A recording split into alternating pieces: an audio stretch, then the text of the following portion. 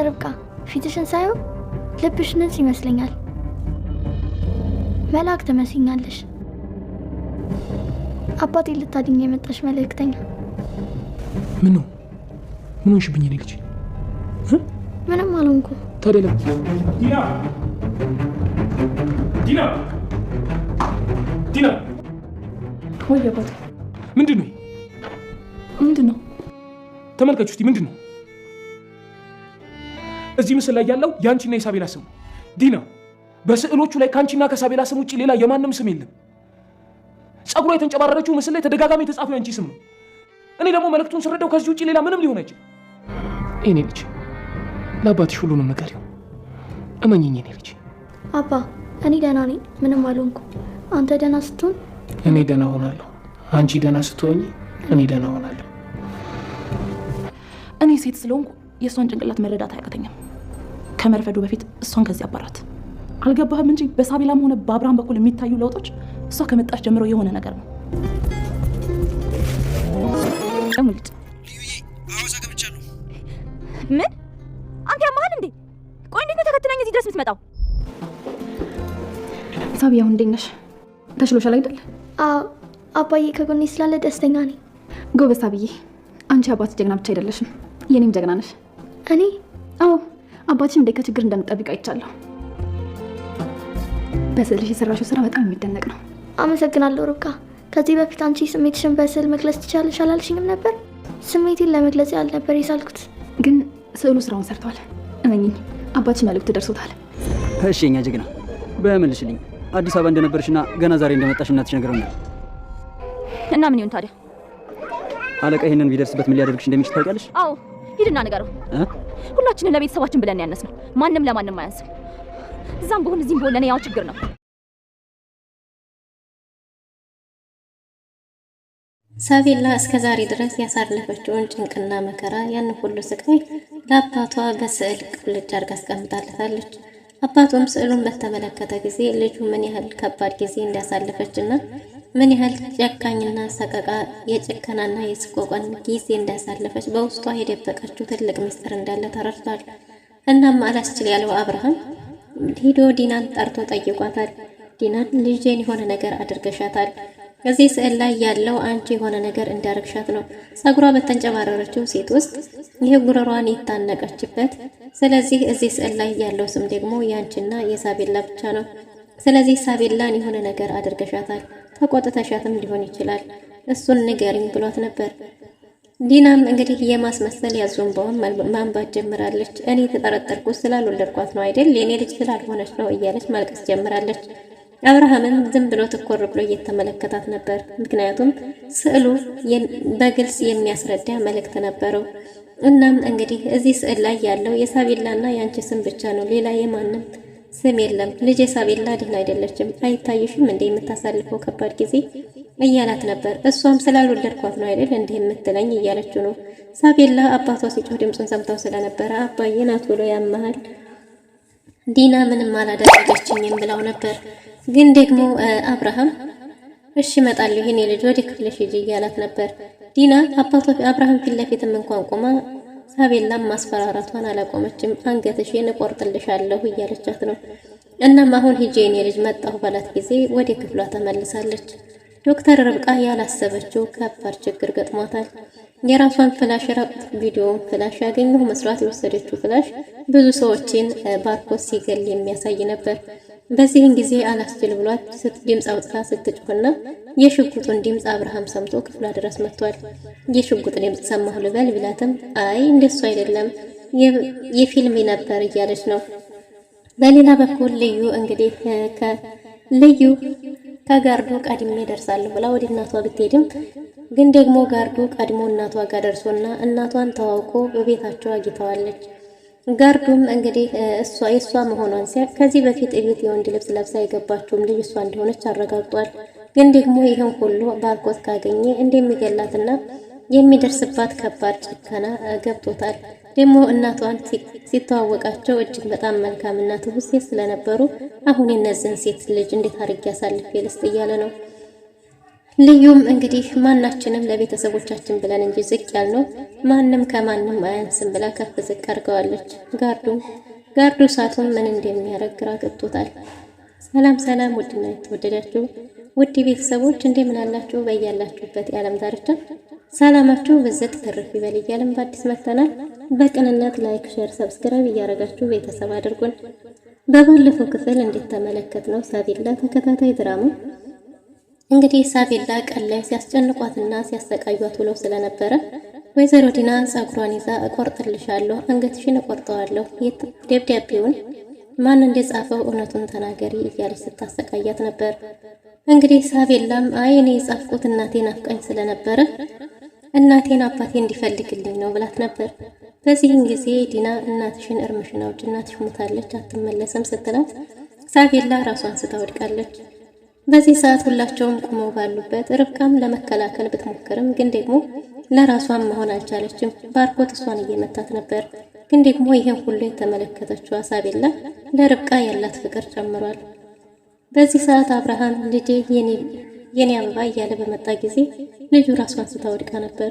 በዛን ሰዓት እንደምንም ተሯሩጠው ሐኪም ቤት ወስደዋት ከተመለሰች በኋላ አባቷ ከጎኗ እንዳይርቅ ጠይቀው ነበር። እሺ ብሎ እሱም ከልጁ ጎን ጥሩ ጊዜን አሳልፈው ማታ ጎናቸው አረፍ ባለበት ጊዜ ሳቤላ ስትቃዥ ነበር። ሳቤላ የአባቷን ጠላቶች በሙሉ አባቴን አትንኩብኝ፣ ጸጉሬን አትቁረጡት እያለች በህልሟ ስታወራ ነበር።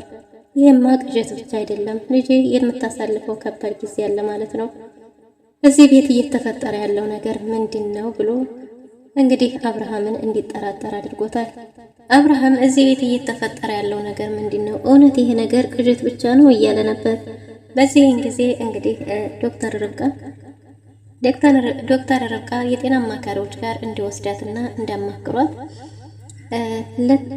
ለሳቤላ ጥሩ ጊዜ እንዲሰጣትና ከጎኗ እንዲሆን ከሷ ጋር ጊዜ እንዲያሳልፍ መክረው ነበር። ዶክተር ርብቃ በመከረችውና በሰጠችው አድራሻ መሰረት ቀጠሮ አስይዟል። እናም ከልጁ ሳቤላ ጎን ቁጭ ባለበት ጊዜ ልጁ ሳቤላ የሳለቻቸውን ስዕሎች እየተመለከተ ሳለ አንደኛውን መልእክት ድንገት ሲያነሳው እዛ ላይ የነበረው ምስል የሳቤላ ሆኖ ደግሞ የታነቀችው ሳቤላ ሆና ጾሯ ተንጨባሮ የሚያሳይ ነበር። በዛ ላይ ደግሞ ስም ተጽፎበት ነበር፣ ሳቤላና ዲና ይላል። ስለዚህ ዲና የሆነ ነገር አድርጋታለች ልጄን። ምንድነው እዚህ ቤት እየተፈጠረ ያለው? ልጄን ማን ነው እያስፈራራት ያለው? ምን አይነት ጊዜ እያሳለፈችውን፣ ምን አይነት ጭንቅ ሰዓት እያሳለፈችውን ብሎ አብርሃም ሰላም ነስቶታል። በዚህ ሰዓት ነበር እንግዲህ አብርሃም ሄዶ ዲናን ያናገራት። አብርሃም ልጄን የሆነ ነገር አድርገሻታል እንጂ ያለ ምክንያትማ እንደዛ አትሆንም። ይሄን ስዕል ተመልከችው። እዚህ ስዕል ላይ ምስል ያለው ጸጉሯ የተንጨባረረና በእጅ የታነቀችዋ፣ በዛ ላይ ደግሞ ሳቤላና ዲና ነው የሚለው። ስለዚህ አንቺ የሆነ ነገር አድርገሻታል ልጄን። ምናልባት ባትመቻትም እንኳን አስፈራርተሻት ይሆናል። ምንድነው እየተፈጠረ ያለው? ልጄን ምንድነው ያረግሻት እያላት ነበር። ዲናም የማስመሰልን በሆን እያነባች ነበር። ግን ደግሞ ሳቤላ አባቷን ፈልጋ ስትመጣ በአባቷ ፊት እንኳን ቁማን እያስፈራራቻት ነበር። ሳቤላም እሺ ብላ የአባቷን ትእዛዝ ሰምታ ወደ ክፍሏ ተመልሳለች። አብርሃምም እንግዲህ ዲናን ስታለቃቅስ ቆይታ አብርሃምም ቢሆን አሁን ተዋዋለሁ ማለት ረሳዋለሁ ማለት አይደለም። በልጄ ጉዳይ ቀልድ አላቅም፣ እስከ መጨረሻው ድረስ አጣርቼ እውነቱን ያወቅኩለት ግን ብሏታል። ማንም ይሁን ምንም በልጄ የመጣብኝም በጭራሽ አልተውም ብሏል። አብርሃም አሁን መጠራጠር ጀምሯል። እስከ ዛሬ ድረስ ሳይነቃና ሳይጠራጠር ብዙ ከባድ ጊዜዎችን ልጁም ሆነ እሱ አሳልፈዋል። አሁን ግን የተጠራጠረበት ጊዜ ደርሷል። በሌላ በኩል ልዩ ከዛ ቤት በምን መንገድ እንኳን እንዲወጣች ሳያቅ ከላሚ ቦራ ጋር ስላያት ብቻ ደስተኛ ሆና የምትኖር እነሱን ጥላ የወጣች ነው የመሰለው። ግን ደግሞ ልዩም ብትሆን ከባድ ጊዜ እነሱ በህይወት እንዲኖሩ ብዙ ዋጋ ከፍላለች። አሁንም ቢሆን እነሱን አልተወቻቸውም። አብርሃም ግን እንዴት ወቻቸው ነው የሚያውቀው። ግን አብርሃም አሁን ላይ እየተጠራጠረ ያለ ይመስላል። ይህን ሁሉ ነገር ሳቤላ ብታውቅም ሳቤላ ደግሞ ከተናገርኩኝ አባቴን ይገሉብኛል የሚል ስጋት ስላለባት ሚስጥሯን ደብቃ ይዛለች። እናም እንግዲህ አብርሃም ትሎ ተመልሶ ወደ ልጁ ዘንድ መጥቷል። እባክሽ የኔ ልጅ አሁን ማንም የለም፣ ከጎንሽ ያለሁት ምን አባትሽ ነኝ። የተፈጠረውን ነገር በሙሉ እስቲ ንገሪኝ። ምንድነው የሆንሽው? ማን ያስፈራራሽ? ምንድነው እየተፈጠረ ያለው ብሎ ጠይቋት ነበር። ግን ደግሞ ሳቤላ አይ ማንም ያስፈራራኝ የለም ብላለች። ነገር ግን ሁኔታው በተግባር እየገለጠች ነው። አንገቷን ደፍታለች። ደስተኛም አልነበረችም። ግን ደግሞ ከተናገረች አባትሽን እንገልብሻለን ብለዋታል። እኔ አንተ ከጎኔ ስላለህልኝ ብቻ ደስተኛ ነኝ ብላለች። አብርሃምም እባክሽ የኔ ልጅ ማንንም አትፍሪ፣ እኔ አጠገብሻለሁ፣ እውነቱን ንገሪኝ ብሏት ነበር። አይ አባቴ አንተ ደህና ከሆንክልኝ እኔ ደህና ሆናለሁ ብላለች። እሱም ደግሞ አንቺ ደህና ከሆንሽ እንጂ አንቺ ደህና ካልሆንሽ እኔ ምንም ደህና አልሆንም። ስለዚህ አንቺ ደህና ከሆንሽ እኔ ደህና ሆናለሁ፣ አንተ ደህና ከሆንክ እኔ ደህና ሆናለሁ እየተባባሉ አባትና ልጅ ደስ የሚል ጊዜ አሳልፈዋል። አብርሃም ግን ያው ባስቀመጠችለት ስዕል መልእክቱን ተረድቶታል። ከዚህ በኋላ እየተጠራጠረ ያለ ይመስላል። ባርኮትም እንግዲህ ዛሬ የተቃለለ ይመስላል። ጋርዱ በተላከው መሰረት እነ ልዩ ቤተሰቦች ዘንድ ሄዷል። የልዩ እናት እግራቸው እንቅፋት መጥቷቸው መንገድ ላይ አሟቸው ቁጭ ባሉበት ጋርዱ ድንገት ደርሷል። እሳቱ በደረሰበት ጊዜ እንግዲህ ወይኔ እግሬ እያሉ ነበር። አልኮል ምናምን ቁስላቸው ላይ ካረገላቸው በኋላ ወደዚህ ላይ መንደር ነኝ ሲል እንደዛማ ከሆነ ለምን አብረን አንሄድም የኔ ልጅ ብለውታል። በዚህን ጊዜ ጀሪካቸውን ይዞ ቤታቸው ድረስ አድርሷቸዋል። ቤታቸው ድረስ ሲያደርሳቸውም እንዲህ ቅን እናት ልጃቸው ከአዲስ አበባ በ10 ዓመቷ እንደምትመጣና ዛሬ እንደሚያገኟት በደስታ እየነገሩት ነበር።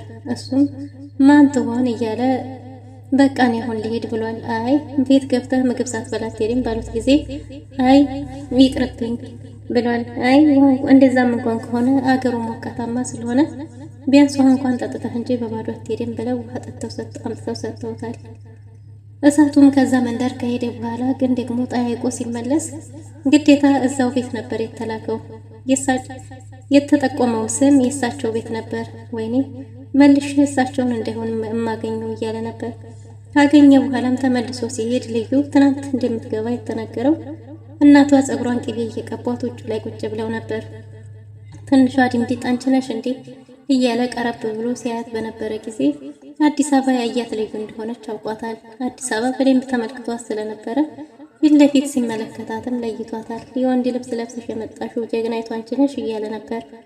በዚህን ጊዜ እዛው ቆሞ እየተከታተለ ሳለ እንግዲህ ሙልጭም ጓደኛውን ወተቱን ሽጥልኝ ብሎ ለምኖት ነበር። እኔ ወተት አላዞርም ብሎታል። ግን ደግሞ ደንበኞቼ እንዲከፉብኝ አልፈልግም እባክህ ብሎ ለምኖት፣ እንዲሁም ክፍያም ከፍሎት ለእናቴ ጸበል ቦታ ብር ላደርስላት ነው ብሎ ለምኖ ጓደኛውን ወተቱን እንዲሸጥ ለደንበኞቹ እንዲሰጥለት አድርጎ እሱ ተነስቶ አዋሳ ገብቷል። አዋሳ ከገባ በኋላ ለልዩ ሲደውልላት ልዩም እንዴ ሙልጭ እንዴት ትመጣለህ ብላ ተቆጥታ ነበር። የሆነ ነገር እንኳን ቢገጥምሽ ብቻሽን መተው ከብዶኝ ነው ባላት ጊዜ እየተናደደችም ቢሆን በቃ እሺ የት ነህ ብላው ነበር። እዚሁ ጠብቅሻለሁ ብሏታል። እዚሁ ጠብቅሻለሁ ሲላት እሺ በቃ መጣሁትም እንዳትሄድ ብላ ከነቅቢዋ ተነስታ ሙልጭ ልትቀበል ሄዳለች። በዚህን ጊዜ እሳቱ እንዴ ወዲህ ልትሄድ ነው እስቲ እናጣራ ብሎ ተከትሎ እሷ ስትሄድ እሱ እቤት ገብቶ እየጠበቃት ነበር። ለባርኮትም ደውሎ ቪዲዮ እና ፎቶ ልኮለታል። ባርኮት በእርግጥም ቀደም ብላ እንደሄደች ነው የሚያውቀው። ስላካሄዷና ስላመጣጧ ብዙም አላብራራለትም። ብቻ የነገረው እንግዲህ እዛ እንደደረሰና ልጅቷም እዛው እንደሆነች ነው። በቃ አሁን ተመለስ በተባለ ጊዜ አይ አንድ ለቀም ማደር ይኖርብኛል ከተመለስኩ አይቀር የት እንደምሰራና ምን እንደምሰራ ማጣራት ይኖርብኛል ብሎታል። አያስፈልግም አሁን ተመለስ ብሎት ነበር። ግን ደግሞ አይ እንደዛ ከሆነ ቢያንስ ይሄን ነገር ማጣራት ይኖርብናል ሲለውም እሺ ብሎ በሐሳቡ ተስማምቷል። እሳቱም እንግዲህ ምን ብሎ እንደሚያብራራ ግልጽ አልሆነም። ምክንያቱም እነዚህ ሴትዮ ረጅም ጊዜ ትውውቅ ባይኖራቸውም ግን ደግሞ ደስ በሚል አቀባበል ተቀብለውታል። ስለዚህ የእሳቸው ልጅ ደግሞ ምን ብሎ እንደሚናገር እሱም ግራ የገባው ይመስላል። በሌላ በኩል እንግዲህ ዲና ዶክተር ርብቃ ከዚህ ቤት ትባረር እያለች ነው። እሷ ከዚህ ቤት ካልተባረረች አይሆንም። እሷ ከዚህ ቤት ከመጣች ጀምሮ ነው ይሄ ሁሉ ለውጥ። መቼ ጀምሮ ነው ሳቤላስ እንደዚህ በድፍረት ማውራት የቻለችው? ለውጡ አይታይህም እንዴ? አብርሃምም ሆነ ሳቤላ መጠራጠር የጀመሩት እሷ ከመጣች በኋላ ስለሆነ እሷ መሄድ ያለባት እያለች ነው። ይቺ ሴት ደስ አላለችኝም ወደ መጣችበት ካልሄደች ብላ ስታስገድደው፣ ባርኮትም እንግዲህ የያዘባትን የራቁት ፎቶ አሳይቷታል። ወደ እኔ ላከው ስትለውም አገር ልታቃጠኝ ነው ወደ አንቺ በጭራሽ አልከውም፣ ደብቄ በፍላሽ የተደበቀ ቦታ ላይ በፍላሽ አስቀምጫለሁ ብሏት ነበር። እሷም ይህን ቪዲዮ ለማግኘት ለኔ ከባድ ይመስልሃል ባለችው ጊዜ ይህን ቪዲዮ ያገኘሽው ቀን የኔናችም ያልቀልህ ያንቺ ነገርም የመጨረሻችን ይሆናል ብሏታል። ግን ደግሞ እንደዚሁም ሆኖ አሁንም ቢሆን አላምናትም እያለች ነው። ዶክተር ርብቃ የሰረቀችውን ፍላሽ ቼክ ማድረግ ነበረባትና በአብርሃም ላፕቶፕ እንግዲህ እሱን ቪዲዮ ቼክ አድርጋለች። ግን ደግሞ የጠበቀችውን ሳይሆን ያልጠበቀችውን ነገር አይታለች። እየለመኑትና እየተማጸኑት ብዙ ሰዎችን ሲያስገድል እዛው ቆሞ በራሱ እየፎከረና ወንድነት እየተሰማው እንኳን የሰው ነፍስ አይደለም ቀርቶ የትንኝ ነፍስ ሳይመስለው ብዙ ሰዎች ላይ እየተተኮሰ ሲገድሉ አይታለች። ርብቃ ማግኘት አልነበረብኝም፣ አሁን ተራው የኔ ነው እያለች እያለቀሰችና እየተንቀጠቀጠች ለኤፊ ደውላለታለች። ኤፊም አሁኑኑ ላኪው ብሏት ነበር። እናም እንግዲህ ወደ ስልኩም ልካለች። ኤፊም እኔ ፍላሽ ላይ አርጌ ከስልኬ ላይ ያጠፋዋለሁ፣ ራስሽን ጠብቂና ይህን ፍላሽ መልሰሽ ሌላኛውን ፍላሽ ማግኘት ይኖርብሻል እያለ ነው። ግን ደግሞ መልሼ እንዴት ነው እሱ ክፍል ልገባ ነው ወይ እያለች ነው። አዎ ከዚህ የተሻለ ምርጫ የለንም። ይሄ ማለት ለእኛ ኖቶሪ ነው፣ አጠቃቀሙ ከቻልንበት፣ ካልቻልንበት ግን ለእኛም አደጋ አለው እያለ ነው። አብርሃም ላፕቶፑን ለቼክ ሰጥቷት ስለነበረ ወደ እሷ ክፍል በሄደ ጊዜ እንግዲህ የሽጉጥ ድምፁ ሰምቶ ነበር። የሽጉጥ ድምፅ ሰማሁ ልበል ቢልም አይ የሰማው ድምፅ የሽጉጡ የፊልም እንደሆነ ነግረዋለች። በሌላ በኩል እንግዲህ ዶክተር ርብቃ ሳቤላ ጋር ሄዳለች። ሳቤላ ክፍል ሄዳ ከጎንሽ ልቀመጥ ብትላትም ፈገግ ብላና ደስ ብላት ተቀብላታለች። ሳቤላም በነገርሽኝ መሰረት ስዕሉን ስየዋለሁ እያለች ነበር። ስራውን ሰርቷል። አብርሃም በደንብ ተረድቶሻል። መሆን ያለበት ይሄ ነበር እና ምክርሽን ሰምቻለሁ ብላታለች። እናም አመሰግናለሁ ስትላት እኔ ነኝ ማመስገን ያለብኝ፣ ብዙ ችግር ውስጥ ያስገባሁሽ እኮ እኔ ነኝ ብላት ነበር። ያንንም ያረግሽው ለእኛ ለመከላከል ብለሽ እንደሆነ አውቃለሁ። በዛ ላይ ደግሞ ሲያስጨንቅኝ ለእኔ ጣልቃ ስለገባሽልኝ በጣም አመሰግናለሁ ብላት ነበር። እና በስዕሉ ደግሞ አሁንም እንደዚሁ እንድትቀጥልበት የሳልሽው ስዕል አባትሽ በደንብ ተረድቶታል፣ ስራውንም ሰርቷል። የሚፈለገው ይሄ ነው። አሁንም በርቺ፣ ቀጥይበት ብላት ተቃቅፈው ሲደሰቱና ሲሳሳቁ አብርሃም ደርሷል። አብርሃም ደርሶ እጅግ በጣም ደስ ትላላችሁ፣ ታስቀናላችሁ እያለ ነበር። ግን ደግሞ የሰጠሽኝ አድራሻ እጅግ በጣም ጥሩ ነበርና ቀጠሮ ሲያለሁ አሁን ሳቤላን ይዤብሽ ልሄድ ነው እያላት ነው። እና አሁን ጓደኛሽን ሳቤላን ይዤብሽ ልሄድ ነው እያላት ነበር። እናም ደግሞ በጣም ጥሩና መልካም እንደሆነ ተናግራለች። እሱም ደግሞ አማካሪዎቹ እንዳልሆኑ ከእሷ ጋር ጥሩ ጊዜ እንዲያሳልፉና ብቻዋን እንዳይተዋት እየነገረችው ነበር። እሱም እሺ በቃ ጓደኛሽን ይዤብሽ ልሄድ ነው ብለው ተለያይተዋል። አብርሃም ምሽት ላይ ልጁን አስተኝቶ ወደ ክችኑ ሊጠጣ ወርዶ ከዛም ተመልሶ ክፍል ውስጥ ገብቶ መጸዳጃ ቤት ነበር። ባርኮትም እንግዲህ ዲናን ፍለጋ እዛ ክፍል እየሄደ ነበር። ባርኮት የኔ ፍቅር እያለ እያመጻደቀና እያቆለማመጣት ወደ ክፍሏ በገባ ጊዜ እንግዲህ እዛ ክፍል ሲገባ የነበረው አብርሃም ነበር። አብርሃምና ባርኮት ተፋጠዋል። ባርኮት ምን ስበብ ሊሰጥ ይችል ይሆን? አብርሃምስ ምን ሊል ይችላል? ምን ሊጠረጥር ይችላል? የሚለው በቀጣይ ክፍል ይዘን የምንመጣ ይሆናል። ለዛሬ የነበረን ቆይታ ይመስል ነበር። መልካም ጊዜ